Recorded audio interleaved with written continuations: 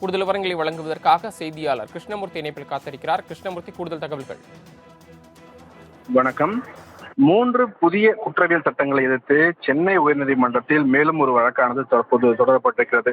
3 குற்றவியல் சட்டங்களுக்கு எதிராக தமிழ்நாடு புதுச்சேரி வழக்கறிஞர் சங்கங்களின் கூட்டமைப்பு சார்பில் இந்த வழக்கானது தற்போது தொடரப்பட்டிருக்கிறது. தமிழ்நாடு புதுச்சேரி வழக்கறிஞர் சங்கங்களின் கூட்டமைப்பு தலைவர் மாரப்பன் சார்பில் தொடரப்பட்டுள்ள இந்த வழக்கில் இந்த சட்டங்களுக்கு இந்தியில் மட்டும் பெயர் வைத்ததன் மூலம் தமிழர்கள் மீது இந்தி திணிக்கப்பட்டுள்ளது என்றும் அரசியலமைப்பு சட்டத்தில் குறிப்பிடப்பட்டுள்ள அடிப்படை உரிமைகளை மீறும் வகையில் இந்த சட்டத்தை கொண்டு வந்துள்ளதாக கூறப்பட்டிருக்கிறது.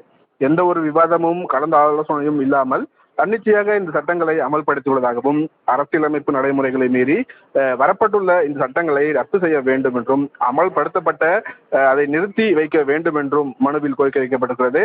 இந்த வழக்கின் விசாரணை பொறுப்பு தலைமை நீதிபதி டி கிருஷ்ணகுமார் மற்றும் நீதிபதி எம் ஜோதிராமன் அடங்கிய அமர்வு முன்பு இன்று விசாரணைக்கு வந்தபோது மூத்த வழக்கறிஞர் பி வில்சன் ஆஜராகி அரசியலமைப்பு சட்டத்திற்கு விரோதமாக இந்த சட்டங்கள் கொண்டு வரப்பட்டுள்ளதாக அவர் தரப்பில் வாதங்கள் வைக்கப்பட்டது. பின்னர் இந்த வழக்கை விசாரித்த நீதிபதிகள் இந்த மனு குறித்து மத்திய அரசு பதிலளிக்க உத்தரவிட்டு ஏற்கனவே தொடரப்பட்டுள்ள வழக்குகளோடு சேர்த்து பட்டியலிடும்படி பதிவுத்துறைக்கும் நீதிபதிகள் உத்தரவிட்டிருக்கிறார்கள். சரவணன், நாங்கள் வழங்கிய தகவல்களுக்கு நன்றி கிருஷ்ணமூர்த்தி.